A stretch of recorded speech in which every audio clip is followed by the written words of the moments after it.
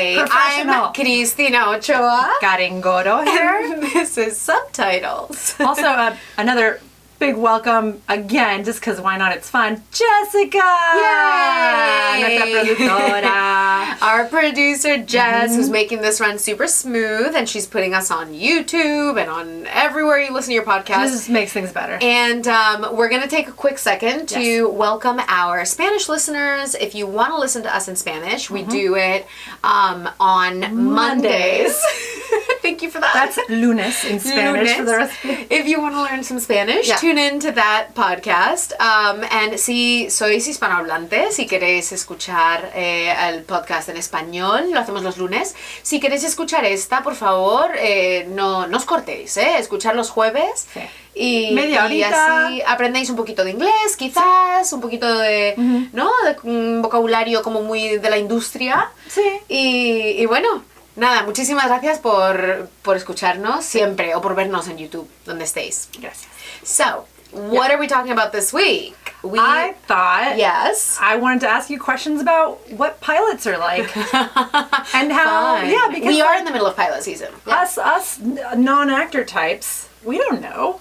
Like, they always talk about pilots. I always thought it was just like, oh, first episode, and it is, but it's also kind of a standalone, kind of one episode marketing tool, isn't it? Yes. Okay. So really, a lot of what it is a pilot is the first episode, which is then used to gauge whether or not the studio decides to buy and the network decides to distribute. Because the network is kind of like a licensing deal, but the studio is the one that's financing this. They're the ones setting the budget and putting, kind of like the parameters of what the show can be. And it's kind of them deciding whether they want to buy it, and if there has to be any change or if things have to be, and that's why you hear people sometimes making pilots and then going to the studio gives them permission to go to a different network or go to a different studio and sell it, which doesn't happen often, but it has happened. So real quick before you go anywhere else with that, people can also get recast. I know that happened with Game of Thrones, right? Yes. That must have hurt. I've been on a couple of shows where very talented actors that were on the pilot with us were then suddenly recast, and that's heartbreaking and very, very difficult. And a lot of the time it's probably, I think, something hard to overcome, both by the actor and then by the industry at large. A lot of the time I think that's probably a slight negative, or like a negative, it's seen like, that way. You're not going to recast a lead, right? Or then do you have to reshoot? Then you reshoot the first episode? They've recast leads, and then you have to reshoot everything that they have. Or there's also been some pilots where they will shoot the rest of the show with a new actor or a new actress and just assume that you're going to forgive it. Hey, Uncle Jeff's a new guy. Yeah. Well, I think it happened at one point. Didn't they recast, even in Game of Thrones, because you just mentioned that? Yeah. They recast a couple of the roles, and they didn't even acknowledge it. Oh, I wish I could remember. It's been... Maybe it was like Daenerys' new lover or something. Was it not? Yeah, Jess is nodding. That's what it was. It was like Daenerys' new... I don't know if he was like a call or Oh my not. God, that's right. That dude was smoking hot. It's that Dutch actor. He speaks like 6 languages because the Dutch do that. Now I forget his name, but I can't remember. I wonder what happened there. Yeah, I mean, there's a little bit of everything. Sometimes it's about tweaking the character. Sometimes they decide to do a new edit and they cut it differently so that the character maybe is in less of the pilot. Yeah. So that they can still just adjust the character if they really love the actor. So they'll cut the character as it was portrayed in a very different way. Yeah. Right? So that they were able to still keep the actor because they love them or something. Now, you were telling me, too, that pilots also take 2, 3, 4 times as much amount of time to film than your regular episodes later. Yeah, so think about it this way, right? Yeah. You're starting, it's almost like the initial investment. So not only does it take a lot more time, but it also takes a lot more money. Yeah. Because you're building sets. You're like, think about it, you're renting a stage, but you're operating from scratch. Like on our show, we're season 6 now. We're using sets that we've had for 6 years. I have to say, when you were on A Million Little Things, that living room set was just a bizarre experience because I hadn't been inside a house, inside a studio. And I know that oftentimes they use in shows and movies, they'll just use exteriors. Like, oh, this house was the house. Right. And then the interior, the lighting, props to those lighting people. Holy cow, it looks real. You want to hear one that you probably didn't anticipate is because I know you like the show Suits. Yeah. What? All those penthouse offices or whatever they are. Yeah. That's all inside a stage. Amazing. And then they just have backdrops. Goddamn Suits. Yeah, we have backdrops. We have the Oceanside house, and it looks like the backdrop is the ocean and the pier. Okay. So, amazing. So we shoot Hollywood. all that there, and then we shoot the exteriors on location because the house looks nothing like the one that you actually get to see. So the outside of the house and the inside are different. Yeah. On Valor, there was a lot of course, shooting the helicopter. Yeah. You know, and then everything else was blue screen. Oh, and then for the filming of the pilot, then the executives come out and watch you guys? Yeah, that's so gotta be the network and studio execs tend to come out and they kind of have, you know, they're giving notes to the producers, they're helping with everything. They're watching you act. Yes. Gross. No, I think at that point we're used to having 45 people watch us and very... Yeah, but it's different, isn't it? No, I think so. You know what I think is the worst thing is when it's a pilot, especially because it's a different process, I think, for the actors, is having a family member. I would not want to have a family member on a pilot. Once you're in the show, I think it's different, but and a spouse, I would not want to have a spouse on set, depending on the scene especially. Well, yeah. But I wouldn't want to bring certain people to set. And it's more the people who know you. Yeah. Because in a professional environment, you are who you've been cast as that role. They've seen you perform. They've interviewed you. They've talked to you. They've seen you probably audition 25 times for it. Yeah. You know, and so I think that at that point, you want to settle in comfortably, but you do that more likely with the people at work than you would with your... And then I'm sure this varies from show to show. Once you guys are kind of in a rhythm, then what? We're talking like a week, usually? So most shows, depends on the show. Not Game of Thrones. Right, not Game of Thrones, like which I think... month or something of shooting? Yeah, it's still by days. Yeah. So they take a long time to do it, but because they travel to different locations and they do a lot, right? So maybe the total time taken to shoot a block, by the way, they usually shoot 2 at the same time, 2 episodes at once, so they call it blocks. Yeah. And normally it could take like up to 2 months for something like Game of Thrones. Right. With editing, maybe up to 6 months if someone's like a director. They were making movies basically every episode at one point. But the shooting days tend to still be somewhere between, most shows tend to be somewhere between a week, so 7 shooting days and 12, something like that is the average. Right. And then based on location, I know for Animal Kingdom you mentioned too, they'd be like the weeks where you shoot in Oceanside. So everything, and you're just going from scene to scene, one that has almost nothing to do with the other sometimes. I have to say, those trips are really fun. That's the only show where we do that. Everywhere kind of bases, obviously the production schedule is always based on location. Yeah. Which is why sometimes, like, I personally have pet peeves with people who don't want to, like, disclose information to their actors because they're like, oh, I don't want to tell you because I want you to, like, you know, get it. I'm like, I just shot the ending of this episode and then I followed it by the first scene. Yeah, like, you can tell me, you also know. Acting. Yes. You don't have to be caught off guard by the whatever information, right? You're not going to be caught off guard. You're never going to be caught off guard. You've read the script. There's no way to get... Anyway. That makes me laugh. Yeah, but it's... But that's the only show where we do it, and it's really fun, because what we get to do is we shoot all of our scenes here at Warner Brothers, and then all of us go for 1 week. All the directors that have directed us come, all of, you know, like, the whole crew, all the actors, guest stars come back. Oh, that's cool. And then we all kind of stay in Oceanside and just basically have, like, a really wonderful week of, like, work together. But it is bouncing back and forth. Suddenly you're shooting like episode 1 and episode 9 and episode 3 and episode 4 and episode... It's so nice too, because the Pacific is such a famously warm ocean that you get to just walk on in like a bathtub. Yes, exactly. So that's good. Yeah, so great. Yeah. Like in January especially. Yeah, and you're like, they're June. like, put him in a bikini. And it's like, you're freezing, your lips are blue. Oh, well. Yeah. That's why you get paid the big bucks. Yeah. Let's see. Anything else I could ask you about pilots specifically. Well, I can tell you a little bit of behind the scenes how the pilot even gets greenlit. Okay, let's do it. Because that, I think, is interesting, and that's something I learned only after having done multiple pilots, right? Yeah. So normally you have pilots and you have put pilots. And pilot, that's a vocab lesson. Pilots. Yeah. So pilots being episodes that a lot of the times writers have written a lot of the time on spec or paid for by a production company, but really it's according to a deal. Yeah. And then they shop it around and they hope that different places want to make it. Right. A put pilot is content that is specifically designed with a studio in mind that says, we need, for this network, we need something that fits this bill. Right. So we want an action buddy cop type show. So it's top down. Whatever. Yeah. And then they hire the right writer. Okay. And then they're like, great, that's already a put pilot, which has a lot higher odds of actually getting greenlit later and picked up. Picked up being they buy the whole season. Right. But, so the scripts make their rounds. They, the writers a lot of the time work very in conjunction with production companies, with executives at either studios or, the networks eventually as well. Yeah. And they're being developed until everyone is kind of happy with where it's at. Mm-hmm.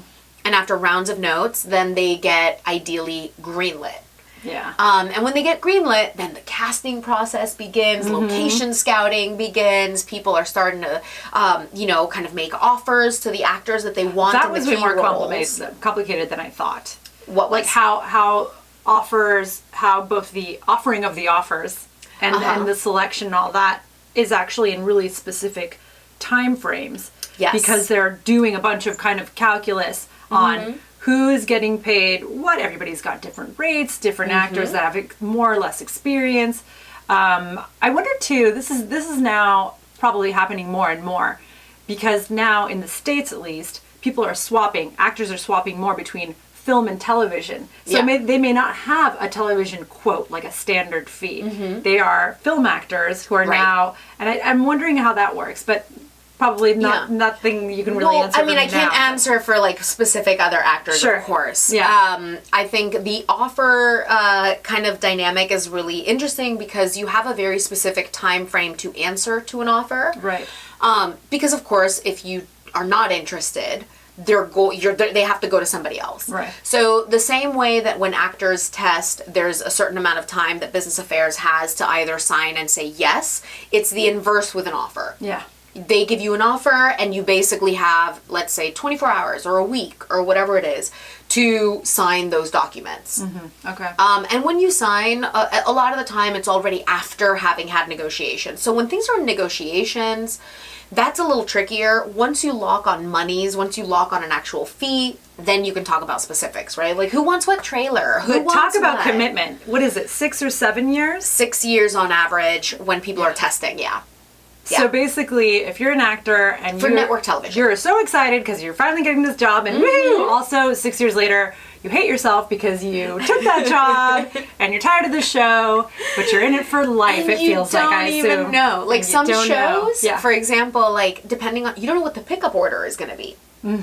So you're signing 6 years, and you don't know, if you're going to be shooting 13 episodes, which is 6 months. Yes. Or you're going to be shooting 23 episodes. What's like CSI? Which is a full year. Procedurals, which are these kind of crime shows. Procedurals, if they're a success, they tend to be around 23 episodes per season. And how long does that take to shoot? Full year. The whole year they're working. The whole year. You can't really do a procedural if you're a lead and do anything else. There's just no time. Right. You really don't have the bandwidth. I mean, sometimes you can do a little indie movie on the side or or a movie if you're big enough that'll shoot around your schedule. Yeah, but you're shooting. But for the most part, like it's a full-time job. Like you can have passion projects. Yeah. Like with any job. Yeah. But you have a full-time job. It's funny. I'm thinking now, I'm like, wow, full-time, that sounds crazy. I'm like, wait, most people's jobs are full-time jobs, aren't they? Yeah. Aren't they, though? And the only difference is we don't do 9 to 5 out of the year or something, and you don't do 9 to 5. That's the only difference. Is we do 6 a.m. till like 10 p.m. Yeah. So the hours are pretty bonkers. The hours are pretty insane. Yeah. And so that's a little tricky because you're signing away, and also you're signing if you're testing and it's not an offer. You're signing a contract that they don't have to sign. Yeah. So you're competing. Testing is a very terrible process for a lot of actors, and it's very nerve-wracking because you're competing with other people. But it's a black box. You have no idea who, how many, and what they're getting paid, and if you're asking for too much, none of that is known to you. No. You're just basically throwing your kind of info into a bottle. They get to open it and make their decisions. Yes, and you That's sign terrifying. before you walk into the room or test. Yeah. So you sign when you don't know if you're going to suck. You don't know if you're going to blow it. You don't know if you're going to be amazing. You don't know anything, and you don't know how they feel about you, right? So you're signing in a position of less power. And where they're in a position of a lot of power because they have choices, right? They have at least 3 to 5 choices a lot of the time if you're testing. Sometimes you test alone, and that's great because you're like the choice of the producers or something, and then that's amazing. But it's a pretty nerve-wracking That's got to be pretty experience. awful. I think now with COVID, testing for a lot of people has become easier emotionally because they get to just send in a tape, and it's self-taped. You don't have that? We know that I hate self-tapes. Yeah. But a lot of actors really love them. Right. And so when they test, they get to just send in what they like and wash their hands. Right. Pick their own, and you're like, I'd rather not, thank you. I don't. I can't. I refuse. I can't imagine either. It's like, it's terrible. But yeah, I mean, I think that the casting process for pilots is very important because it's such a puzzle piece. And casting directors really do a great job of trying to figure out what the dynamic without now, especially not putting, there's no screen testing. People aren't being put in the same room. So now they really want to see chemistry, and you don't know how that's going to look. So pilots are a big risk. Yeah. Which is why studios don't commit to the full series until they see what, everything is dependent on execution in this industry. Yeah. You could have all the best ingredients. The Tourist is my favorite example of that. Yes, it is. Great ingredients, terrible outcome. Yep. Oh, well, that didn't work. Now, again, because it's a standalone too, you could film it in one location and end up shooting the rest of the series some entire other place. Yeah, and we'll talk about that after because I don't know if you see it, but Jess on the corner over there is like, wrap it up. I thought you were just doing an enthusiastic. You were just supportive, like, woo, woo. Yeah. Okay. She's giving us How about call, this? And scene. And we're back. We are back. Yes, we are. Keep talking so there's no weird gaps in the audio. Okay, sure. Yes, please do that. Filler. Jessica was telling us that. And I'm leaning into the microphone. I'm just going to casually lean back. Jess was telling us about Game of Thrones, to mention that. So that pilot was indeed completely reshot. Completely reshot. The studio did not like it. HBO ordered a new pilot entirely. They kept a lot of the cast. Not all of it, but a lot of the cast. And they reshot the entire thing. Wow. I would love to see that first one. Yeah. I think they changed the story. I think they had to rewrite stuff. I would love to see what that looked like.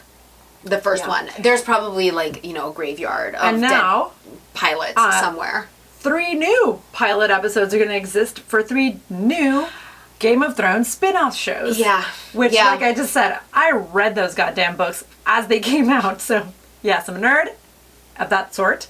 And, I don't need that much. But you know what? Maybe it's great. I mean, it's not the same guys behind it. It could just be a standalone show. Like sometimes spin-offs, prequels, sequels, whatever, they stand on their own 2 feet. Great. Yeah. A lot of the time they rely too much on the audience that has already seen something else. And then I think at that point, again, it comes back to a lot of what we've talked about in the art and stuff. It's like now you're trying to give it meaning and you're trying to cash in on that.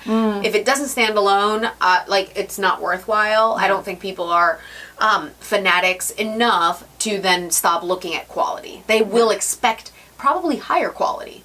Because they'll be like, oh, I'm a fan of this. Yeah. I've proven my loyalty by watching your show. Now you got to deliver and give me something better than I anticipate. I mean, because my expectation and my bar is set here. Yeah, I mean, they're trying to maybe turn into a sort of Star Wars thing. That level of engagement with their audiences and stuff. And Marvel movies and stuff, right? We talk about, Marvel movies, because the bar has been set so high, because they've done such a great job at execution, really have. Yeah. They have to keep raising it. And now the movies have to get better and better and better, and they do. Yeah, the audience walks out of those movies saying, not only did it deliver on the promises I wanted it to, it gave me more. It did. And that's how they're building the fandom that they are. That's why people will give them the benefit of the doubt when there's one bad movie. Yeah. Yeah. And actually, those guys, Oh my god, now I can't recall their names. The two dudes behind the Game of Thrones. Weiss and D.B. Weiss and oh my gosh. Benioff, yes. Benioff. They're moving on to, I think, Star Wars, isn't it?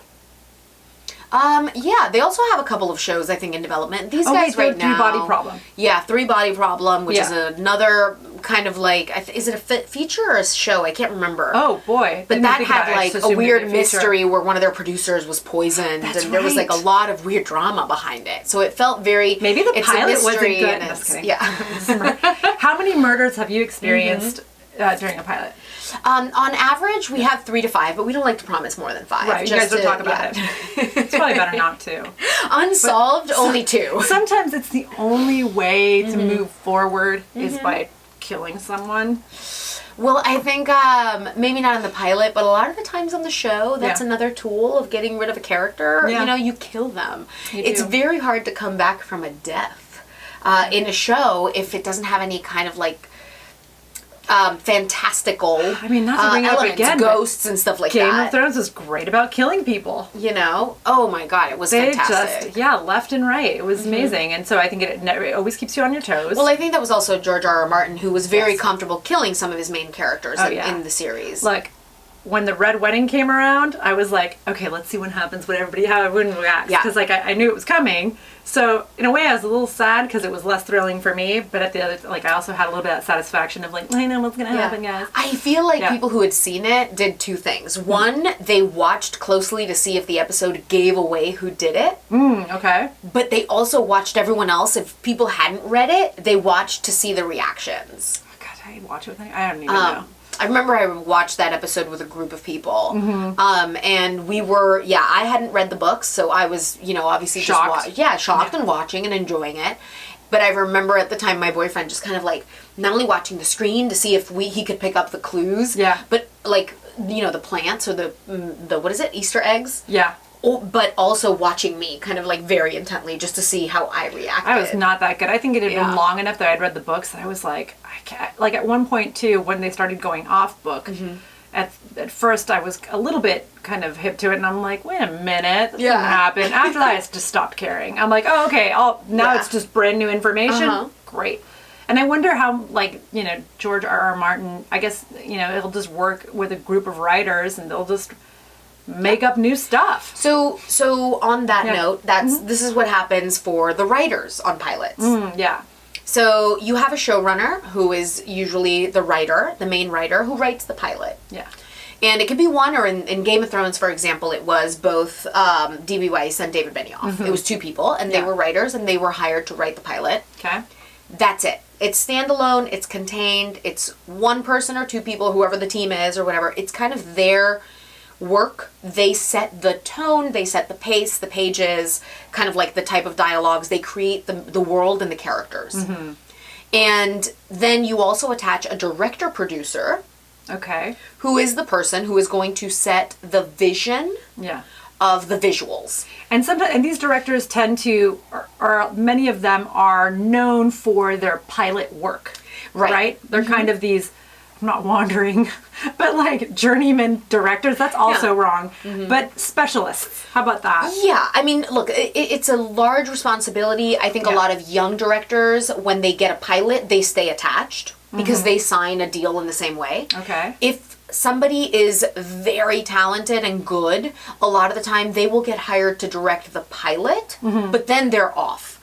The beauty of directing pilots for directors is they get fees for every single episode from there on out. Wow. Didn't know that. So, a director attached to a pilot, even if they only touched it once and then they move on to do everything else that they want, they still get paid. So whoever directed the pilot of, Friends, or whoever directed the pilot of whatever, like those shows that go on forever and ever and ever, they get paid for every single episode. I don't even understand how that, what the logic is there. It's because they set the world. They are credited with creating the story, pace, everything. Goodness. And And then, but the writers that create the show tend to stay attached. It's very rare that they leave. Yeah. And they normally run the writer's room. The room, right. And the writer's room is a group, it's a collective. It's normally not one person, even though now you have shows like, that tend to be self-contained, that could be written by just like a very small group or 3 people. But normally you have a room and it'll be anywhere between 3 and 12 people. And they are breaking stories together, and they are writing it all collectively. Define breaking stories. Breaking stories. So breaking stories, the writers basically walk through and cover the large arcs of each character. And you have the A storyline and the B storyline and the C and all that stuff. But you kind of like decide collectively on the trajectory and that journey. Right. So for the rest of us, like a sort of outline. Yeah. You do kind of like, you break story, and then you say like, okay, for example, by like mid-season, this couple is going to break up, and that's going to be where everyone in the audience is going to be like, oh no. And then by the end of the show, maybe you have huge cliffhangers, right? Jon Snow, did he die? Did he not? Just to stay on theme with the...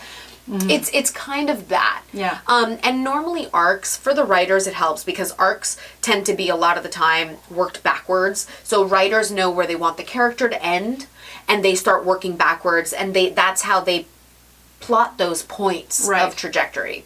And then people are given episodes, and then each person goes and writes kind of like the fine-tune the episode and does it on their own. So by the time that they're filming it, like, okay, the studio's like, yes, we're going to pay for this pilot, let's make it. Right. At that point, I'm assuming that whoever the showrunners are already working on possibly, the breaking the story, because like if they do get picked up, which can happen... They're not. It's normally a few months later. I mean, in their head, of course, they can start thinking about so what is the stuff. Turnaround time between saying, okay, the pilot's been made, the studio sees it, you've got it, we're doing a series pickup? Normally you wait so that's when you find out right before upfronts, and that's when they pick up pilots. All network shows tend to get picked up. With streamers, it's very different, and they have their own timelines, right? For everything. Yeah. They can release things whenever they want, however they want. Episode length doesn't matter. But network television, and a lot of cable as well, because they're kind of competing timelines. Yeah. They all do it at once. So normally the head of the network and the head of the studios and stuff, they watch a bulk of pilots at once. Yeah. And they do retreats a lot of the time with all their executives and stuff. Yeah. And they watch them all, and then they decide which ones they keep, which ones fit in their slots, right? Because sometimes it might just be as simple as like, hey, this pilot, the lead is too similar to another show we have going on that's very successful. We don't want him competing. Yeah. We're not going to pick this up because even though this show is really good, it doesn't fit right now in our programming. Yeah. Or maybe sometimes they're like, hey, you know what? We have a lot of family drama. Maybe we want to add in a superhero because we want to cash in on that demographic. There's another question brewing here. Yes, here it is. Go ahead. So network versus streamers. Yeah. Network, we're going to assume commercials, right? So there must be directing and script writing with a particular kind of sensitivity to when they're going to break for commercial and so on.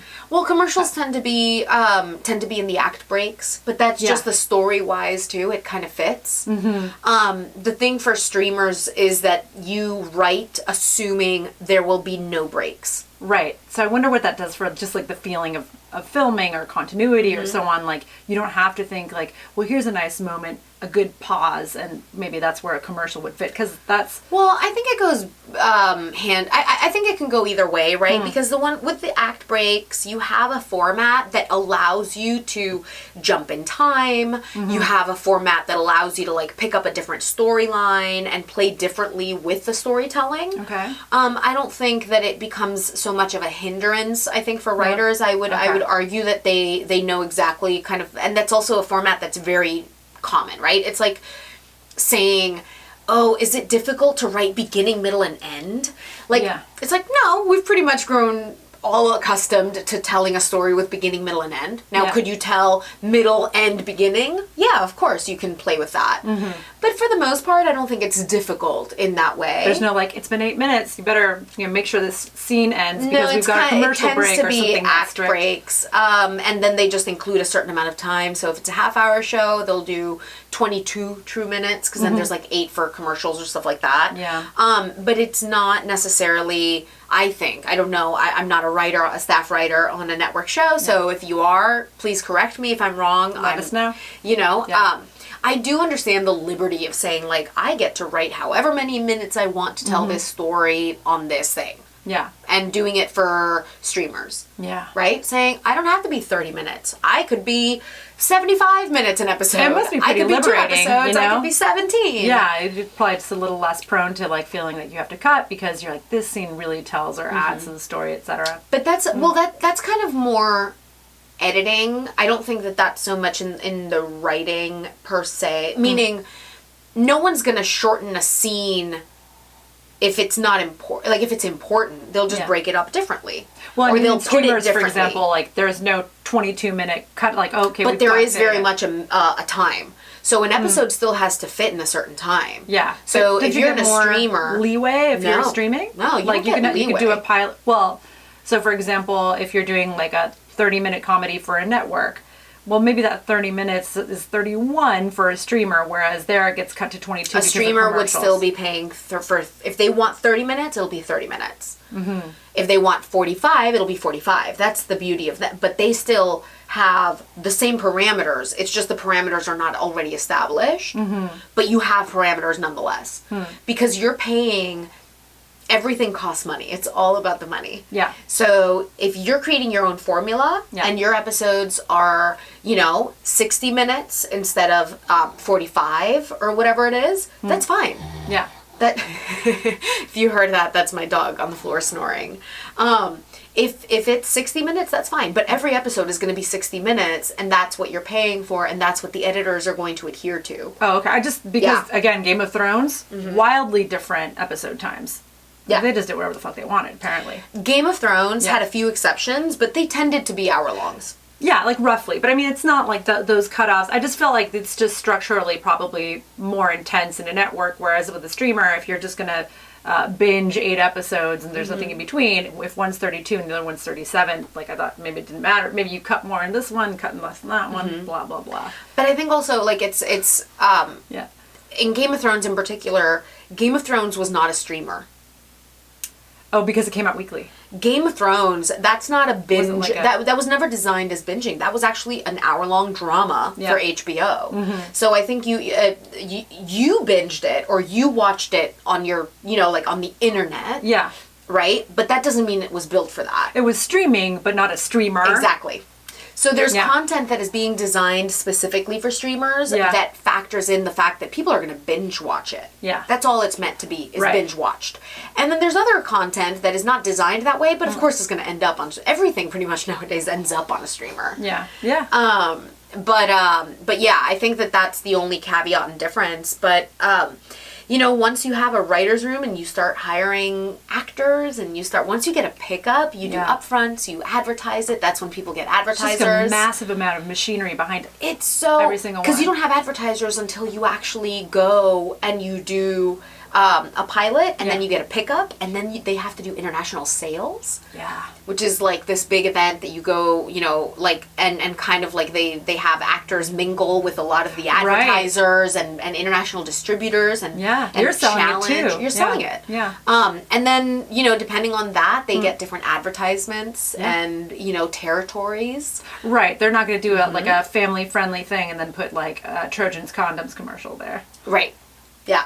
Or they're maybe not going to sell, maybe they're not going to do Duck Dynasty and sell that to, France. I don't know. Maybe they are, but like, maybe that just doesn't fill in with their demographic. So the more territories you sell, and that's before you make the show. Yeah. So the studio also knows like, oh, this is how much we want to invest in this show. This show is going to sell everywhere. I don't know. Maybe they do show Duck Dynasty in France, and here's why. Maybe they do. A billion years ago, I was in Paris, and I remember, I'm like, oh no, they're showing Maury Povich here. Anyway, I don't know, we're going to end on that? Oh, God. I guess so. It's not your baby! Well, you guys, thank you for tuning in another week. As always, I'm Christina Ochoa. I'm Karen. And our producer Jess, who was also trying to get us to wrap it up over and over again. Just a reminder that we release an episode once a week in English, once a week in Spanish. Spanish is on Mondays. English is on Thursdays. And repetition because we also struggle to remember that. We do, but we'll remember. Yeah. So you guys, thank you so much for tuning in. Send us your questions, comments, concerns, all of that stuff online. Don't include concerns. And she didn't get that.